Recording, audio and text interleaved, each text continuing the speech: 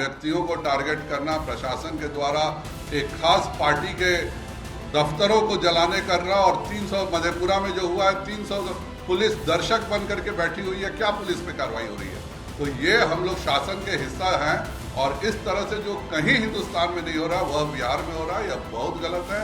और भारतीय जनता पार्टी के अध्यक्ष के तौर पर मैं बिल्कुल इसका विरोध करता हूं, और इस तरह की घटनाएं हर हालत में अगर नहीं रोकी गई तो ये किसी के लिए भी अच्छा नहीं होगा। जो कुछ भी बिहार में घट रहा है वह जाहिर बात है कि यह छात्रों के द्वारा नहीं हो रहा। जिसको मन में देश सेवा का जज्बा रहेगा वह अपनी बात रोजाना को रेजिमेंट में रखेगा, न कि घूम घूम करके ट्रेन चलाने का काम करेगा। हमारा नवादा कार्यालय को भी जब तोड़ा गया तो वहाँ पुलिसकर्मी थे, तो कहीं न कहीं प्रशासन की भी स्थिति बहुत ही दयनीय कल तक रही है।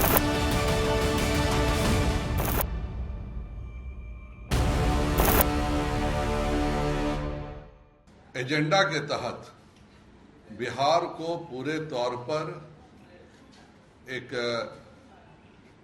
हर जगह आंदोलन करके तबाह करने की स्थिति पर ला करके रखा गया है, और यह एक पूरी योजना के तहत हो रहा है। एक तो अग्निवीर योजना से अगर किसी को दिक्कत थी, हम लोग 5 दिन से यहाँ पे पार्टी कार्यालय में हैं, सभी आपके माननीय सांसद हैं, आपके चुने हुए जनप्रतिनिधि विधायक हैं, जिलाधिकारी होते हैं। अगर सरकार के पास आपको कोई ऐतराज था, कोई दिक्कत है, तो आप मेमोरेंडम बना करके और संबंधित व्यक्तियों को दे सकते थे। हम सब जनप्रतिनिधि हैं, हम अगर किसी को कोई दिक्कत है तो जाहिर बात है उसको लोकसभा में भी उठाना हमारा काम है, अपने माननीय नेताओं से भी उन मसलों पर बात करना हमारा काम है। लेकिन यह इतनी अच्छी योजना है कि इसके खिलाफ कहने को कुछ नहीं है। जितने लोगों को रेजिमेंट में लेना होता है, जितने सैनिकों को, या 25% करके उस तौर पे लेंगे। एक भारत में सदैव इस बात की चर्चा होती थी कि युवाओं को इसेंशियल आर्मी ट्रेनिंग देनी चाहिए।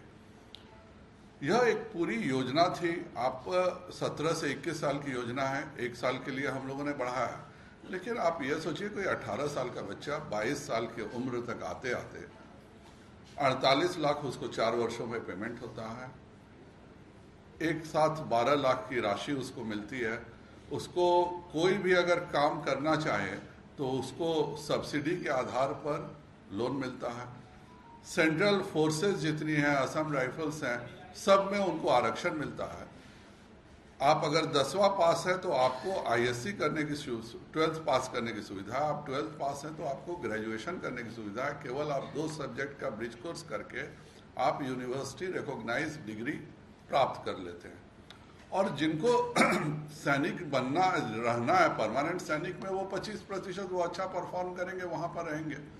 लेकिन किस सब बातों को नकारते हुए 22 साल के बाद तो हम ग्रेजुएशन करके कंपटीशन की तैयारी करते हैं। ऐसा कौन सा लड़का है जिसको 22 साल में सारे कितने बच्चे हमारे यहाँ यूपीएससी और बैंकिंग 22 साल में निकालते हैं। सब जगह उम्र 26 साल 28 साल है। यह एक पूरी योजना बनी कि हम एक तो सेना को ज़्यादा नौजवान करेंगे, दूसरा इसमें बहाली ज़्यादा से ज़्यादा करके आम नागरिकों में अगले 10 साल में 35 साल के कम उम्र की हमारे पास एक 10 लाख की अलग से रिजर्व फोर्स हो जाती। और यह चाइना इसी ढंग से चलता है, इजराइल इसी ढंग से चलता है, इंग्लैंड इसी ढंग से चलता है। जब कभी भी देश पे संकट आए तो ये जो हमारे पास 10 लाख 12 लाख की एडिशनल फोर्स जो सामान्य कारोबार, सामान्य काम, दूसरी नौकरियों में रहती, उनको अगर देश पे कभी संकट आए तो हाथों हाथ लेकर के देश की रक्षा की लड़ाई के लिए उनको हम लोग भागीदार कर सकते हैं। और यह विश्व के 30 देशों में यह योजना चलती है, 30 अच्छे देशों में। तो एक इतनी अच्छी योजना जहां 22 साल की उम्र में आप अगर आपको यूपीएससी निकालना है तो आप उस समय आपके पास इतने पैसे होंगे कि आपको माँ बाप से पैसे मांगने की जरूरत नहीं है। आप खुद कोचिंग करके अपने पैसे से किसी जगह रह करके आप कंपटीशन कम्पीट कर सकते हैं।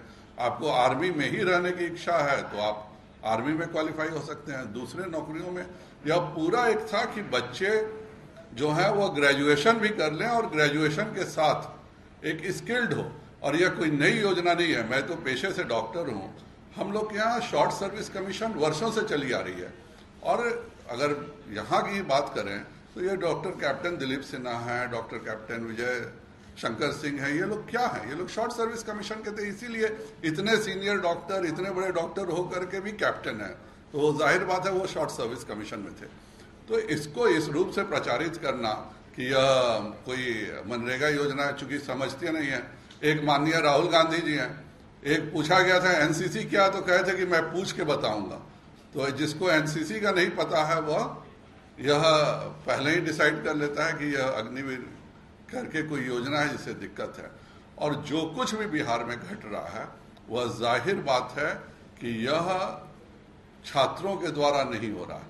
इसके पीछे एक पूरी मशीनरी लग करके जिस ढंग से घरों को जलाया गया है, जिस ढंग से रेलवे को जलाया गया है, बिल्कुल टारगेट करके, जिसको मन में देश सेवा का जज्बा रहेगा वह अपनी बात दानापुर रेजिमेंट में रखेगा, न कि घूम घूम करके ट्रेन जलाने का काम करेगा। यह एक बड़ी साजिश है। 3 दिन से जो प्रशासन की भी भूमिका रही है वह अभी बिल्कुल अच्छी नहीं रही है। प्रशासन का काम होता है कहीं पे भी, एक कल तक हम लोगों ने गलती से भी नहीं सुना कि कहीं पे किसी को लाठीचार्ज किया गया हो, किसी को टीयर गैस हो गया हो। अगर मेरे मधेपुरा कार्यालय की बात करें तो 300 पुलिस कर्मियों के रहते उस कार्यालय को जलाया गया। हमारा नवादा कार्यालय को भी जब तोड़ा गया तो वहाँ पुलिसकर्मी थे। तो कहीं ना कहीं प्रशासन की भी स्थिति बहुत ही दयनीय कल तक रही है। और इस तरह से प्रशासन अगर एक्टिव नहीं रहेगा, आज एक्टिव रहा है तो बहुत कुछ देखने को मिला। ये जो भी कर रहे हैं यह बिल्कुल गुंडागर्दी हो रही है। इसमें अगर किसी को नौकरी का लेकर के कोई शंका है, आके हम लोग से बात करता है। 5 दिन में एक भी सांसद नहीं है जिसने मुझसे कहा हो कि उसके यहाँ कोई डेलीगेशन मिला और उसने कहा कि मेरे को ये दिक्कत है, सॉल्व कीजिए। यह एक किसान आंदोलन का भी ऐसे ही एक अच्छी योजना को इन्होंने कर दिया। आज फिर उसी तरह से ये लोग सोच रहे हैं कि इस देश में अराजकता फैला करके विरोधी दल शासन कर सकते हैं। सच्चाई सभी के सामने आज नहीं तो कल आ ही जाती है। और इस योजना का लाभ जितने युवाओं को मिलेगा, इन सबों को केवल तुषारापात होगा। वो आकर के बात करेंगे, जरूर कन्विंस करेंगे। वो किस चीज पर ऐतराज है ये तो बताएं। जिसको भी ऐतराज है वह किस चीज पर ऐतराज है आके बताए कि नहीं इस योजना में यह परिवर्तन होना चाहिए। निश्चित तौर पर हम उसकी चर्चा करेंगे और उसकी चिंता करेंगे। लेकिन आप ऐतराज नहीं बताइएगा, आप बताइए कि इसमें ये एक पहला क्लॉज गलत है, ये 5वां क्लॉज गलत है। जब जितनी बहालियां सैनिकों की होनी थी, अंतर तो ये एक ही है कि पहले आप परीक्षा देते थे, परीक्षा में अगर 1 लाख में से 10,000 पास करते थे, 10,000 रहते थे, 90,000 रोड पे रह जाते थे।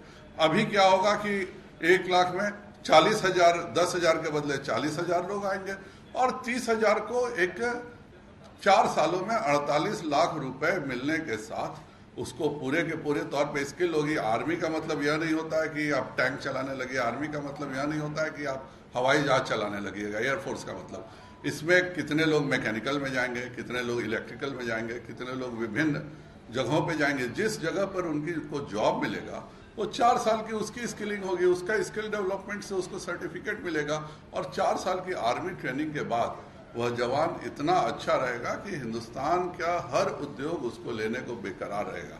तो ये एक अच्छी योजना है। शासन से इतनी हमें जरूर उम्मीद है कि जिस तरह से टारगेट करके भाजपा को टारगेट किया जा रहा है, यह सरासर शासन की कहीं ना कहीं कमी दिख रही है और यह बहुत ही गलत बात है। इस तरह की घटना नहीं होनी चाहिए।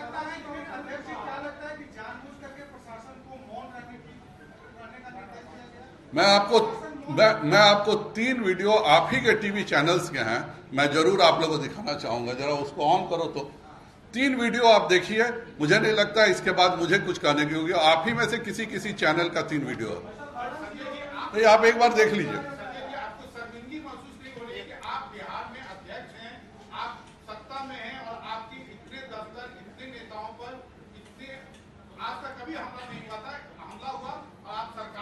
जाहिर बात है हिंदुस्तान में कहीं नहीं हुआ है और किसी जगह जहां बंगाल हो, झारखंड हो, जहां हमारी सरकारें नहीं हैं, वहां भी अगर इस तरह की घटना नहीं घट रही है तो ये एक गहरी साजिश है और प्रशासन को हर हालत में इस साजिश को खोलना होगा कि क्यों ऐसे हो रहा है। 1 मिनट ये देख लीजिए क्या हुआ। बिल्कुल बिल्कुल है और हम लोगों ने बात किया, मैंने गृह सचिव से भी बात किया है, डीजीपी से भी बात किया है। मुख्यमंत्री जी के सामने हम लोगों ने रखा, उप मुख्यमंत्री वो बात करेंगे। एक संगठन के अध्यक्ष के तौर पे मैंने गृह सचिव और डीजीपी दोनों से बात किया। फायर ब्रिगेड को फोन किया गया कि आप आके आग बुझाइए, तो वो कहता है कि एसडीओ बोलेंगे तभी फायर ब्रिगेड आएगी। तो बंद कर दीजिए, अब बाकी रहने दीजिए।